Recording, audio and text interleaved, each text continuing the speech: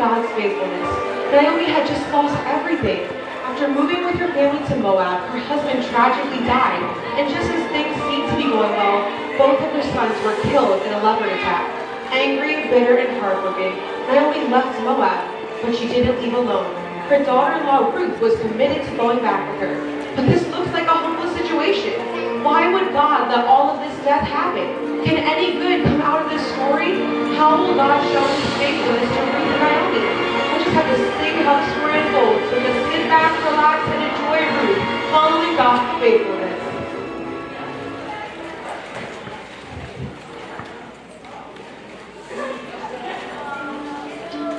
I heard that Naomi lost everything when she moved to Moab. Her husband and her 2 sons died there. Well, I heard that both of her sons married Moabite women. Heathens! Why would she let both of her sons marry such loose women? I know. I wonder if either of them would come back with her to Israel. You did hear she's coming back to Israel, right? But you didn't hear that from me. No worries. But Naomi doesn't belong back here. Nor do either of the daughter-in-laws. I agree. Is that Naomi? She looks so different. Don't call me Naomi. Call me Mara, for the Lord has dealt bitterly with me. I left Israel with everything, and I've returned with nothing. Why would you call me Naomi? A name that means good, when my life has been anything but good. The Lord has dealt bitterly. There has been nothing but tragedy in my life. What a bitter woman. Yeah, if I had lost everything, I definitely wouldn't blame God for all my problems. Did you see that girl with her? I wonder who... Naomi, please, let me help you and do something. Let me go into the fields and glean. Glean? Yeah, like go into the fields and gather all the leftover crops. We could use the grain for food. I'll find a field and hope for favor in the eyes of the owner. All right, go, my daughter, and God be with you.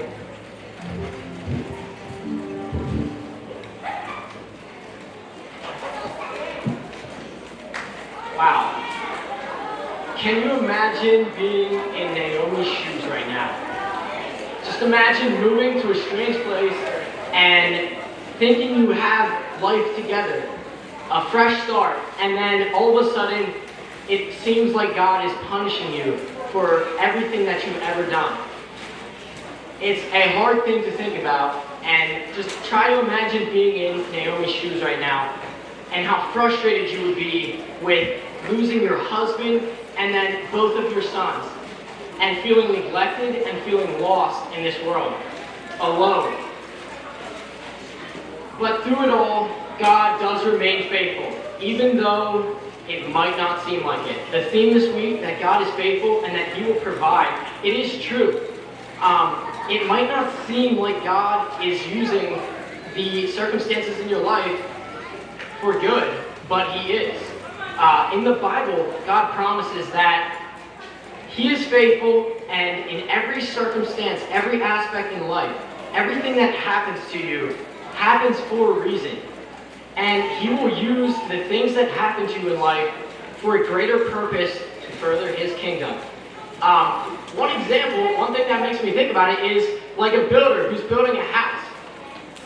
What do you guys think of when you see something like this? Would you sleep in this house during the winter? I don't think I would, because it would get pretty cold. But when you see a house like this, you don't think, I can sleep in that house. It's not finished, but it has a plan. The plan for this house is to be finished and for you to be able to live in it comfortably. Another thing is like what electric in this house. All those wires, do you know what they do? Do you know where they go? What happens with these wires? Does anyone know how to work with electricity? You guys do? Okay.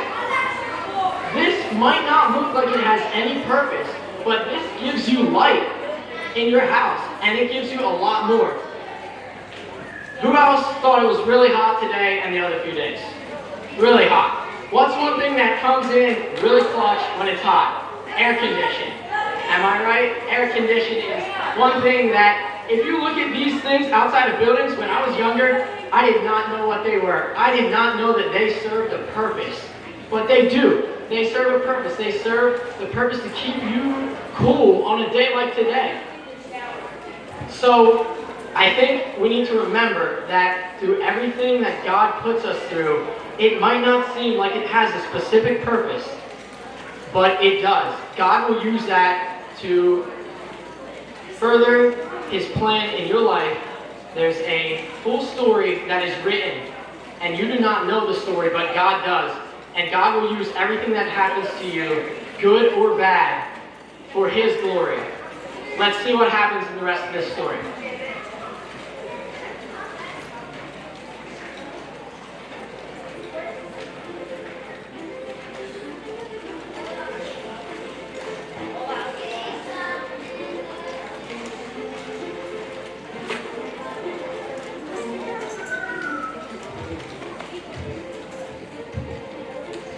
Let's see here. We have a new gleaner today.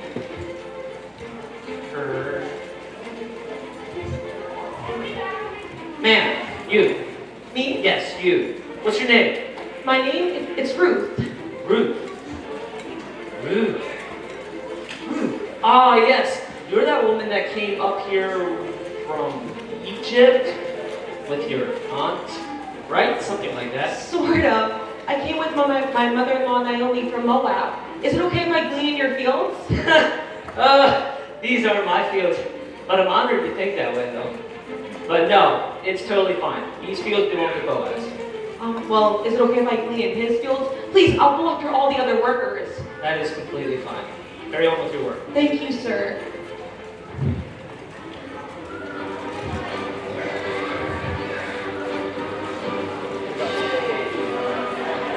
And welcome to Israel. Who wants to stop there? Who wants to go there? Welcome, welcome.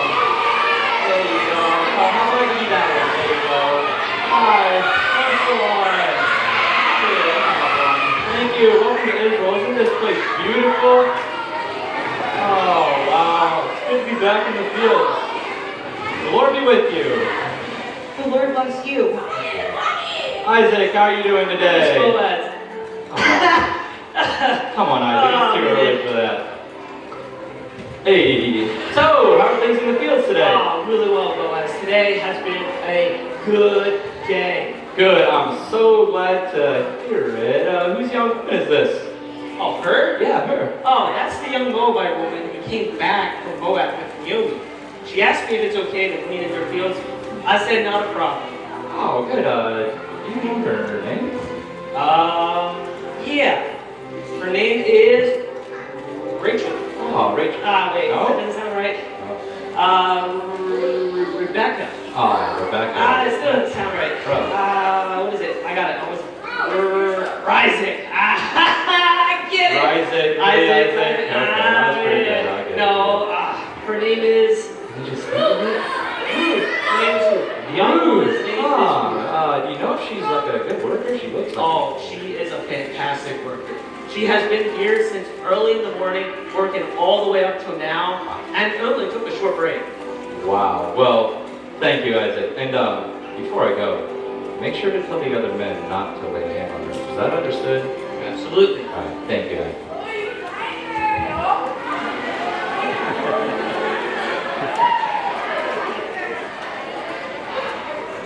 Should I do it, guys? Should I talk to Ruth?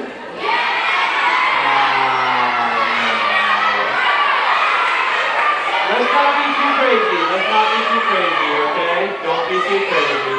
I don't even know her, and she doesn't even know me. Plus, I don't want to be weird or anything. But you know what, Boaz? No.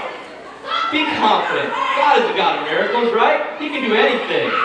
Yeah. Lord, please give me courage, but if it's not your will, I don't know.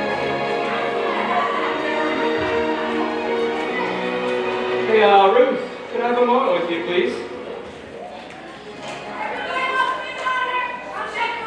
Hey, my friend, please, don't leave this field. Don't clean in another one. Just stay here with the women that work for me. You can watch them and follow along and watch the men who are harvesting in the field. And you can pick up the grain behind them. And please, Ruth, if you get thirsty, feel free to get water from the water jars that the men have filled. Oh, why have I found favor in your eyes that you should notice me, a foreigner? Ruth, I've been told of all that you've done for your mother-in-law since your husband has passed. How you left your father and your mother and your homeland and came to live with a group of people you don't even know. Ruth, you gave up everything to serve Naomi. May the Lord repay you for this. May He richly bless you. The Lord our God, under whose wings you've taken refuge. May I continue to find favor in your eyes, my Lord. Your kind words have comforted me, your servant. Well, of course. Hey, I'd like to have dinner with the others. Would you like to join? Well, if it's not a burden to you, I will. Thank you. Food sounds wonderful. Of course. Hey, Isaac, time for lunch. Please bring the mat and the food. Thank you, Isaac. Appreciate it. We'll wait for you. Thank you so much, Isaac. Why don't we all have a seat? Ruth, have a piece of bread. Thank you. Isaac, want some bread? So, how long have you been in Israel? Not that long. It's been a little difficult because I don't really know anyone and it's so different from my home, but it's been good. Yeah, I'm sure it's really hard, without having a husband and all. And, making friends can be kind of hard. So, have you been feeling kind of lonely? Well, only, that's one way to put it. All right. Let's break it up. It's time to work. Time to go back to work. All right. Well, again, thank you so much for everything. The food was delicious. Oh, you're so welcome. I hope you have a good day. Have a good day. Thank you. Hi. Hey, Isaac, I need a word with you, please. Yeah, what's up? Hey, don't let Ruth gather from all the fresh grain, okay? Don't let her get all that leftover stuff, okay? And hey, why don't you pull some of the stuff, fresh stuff, and leave it behind for her to pick up, alright? Yes, Boaz. I'll do Thank you. everything you say. I appreciate it.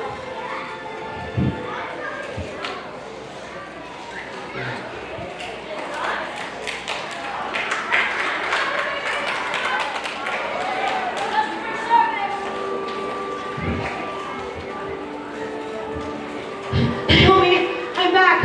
Whew, it was a long day of work, but hey, by God's grace, I made it through. I'm so glad you're okay, but where did you get all that grain? Blessed is the man whose fields you were working in. The name of the man I worked for today was Boaz. He was very generous to me. Boaz? Boaz? Boaz? The Lord bless him. He has not stopped showing kindness to the living and the dead. Okay, I get that he's a great guy and everything, but why are you so excited? Because, Ruth, Boaz is our kinsman redeemer. Redeemer? Yes, the Lord has established in Israel a kinsman redeemer. It's a male relative who can save a family who's lost their husband. He marries the wife and provides safety and financial security for the family. That's odd. Back in Moab, we married for love, not really financial security. But Ruth, that's what the Lord does. He provides for us during our trials.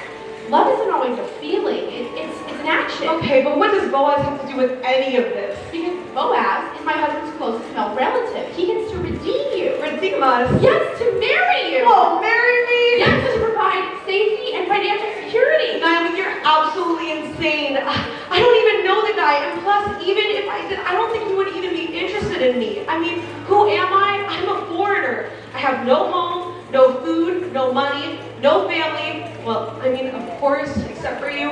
And did you forget, I'm a widow. My husband is dead. Ruth. We don't need to worry if he's interested. That's God's business. We just need to be faithful. You're right, but I just don't know. I'm not sure, and I don't know. I do trust God, but it's just hard. Ruth, you need to keep working in his fields. You're right. He has been very generous to me in providing safety and food and water. I'll keep working in his field. Of course you will, because in someone else's fields you could be injured or taken advantage of. It's true. Well, it's getting really late, and I have to be up early for work in the morning. I love you, Naomi. Good night. Good night. Lord, I don't know what you're doing, but between you and me, I'm for it. Ruth and Boaz.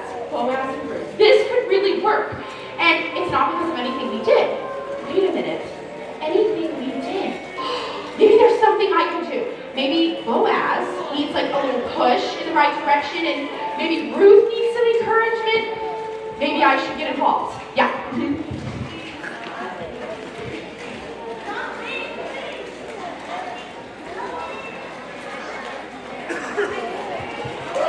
Wow, what a good, yeah, give him a hand. What a turn for better. Did you see how God has already blessed Ruth for her faithfulness to him? Does it seem like it's going good now? From yesterday and the day before, it seems like it's going a lot better, right? Yeah. So this is a good way for us to see that God will provide for us if we trust him. If we have faith in God, he's going to provide for us. He uses the decisions in your life, right or wrong, to shape your future. God is with you and he will guide your path if you allow him to. You have to let God guide your path. You have to trust in him and you have to allow him to change your life. There's a verse in the Bible that says, "For the Lord is good, his steadfast love endures forever, and his faithfulness to all generations." That shows that God's love is not just something that you get, or just you, or just me, or just Doug over here, or just Anthony, or just any of the security guys, or even Matt up on the tree stand. It's not just for him or just for me. It's for everyone, and it's been for everyone who was ever created. We just have to take hold of it and hold fast to it. Another verse says, "Now faith is assurance of things hoped for, a conviction of things not seen." We have to trust that God is going to do it for us, even if we don't think he will. It might have not seemed to Ruth and Naomi that they were going to have a better future going back to Israel, but they trusted God, and God gave them hope for a new future. I hope you guys are engaged today and tomorrow and on Friday to see what happens with Ruth. Are you guys willing to let God move in your life? And are you willing to be faithful to him?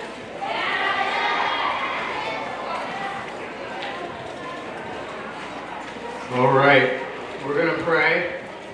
And what we're going to do today, let's get it quiet.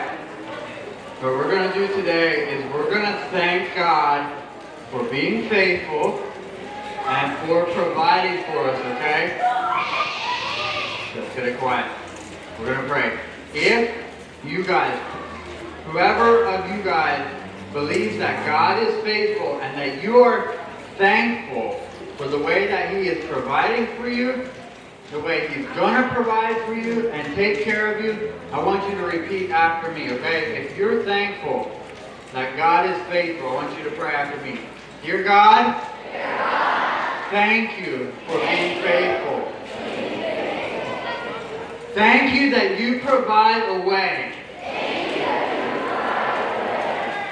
for my life. Thank you that you care for me. Even when I don't understand. Thank you for your faithfulness. In Jesus' name, amen.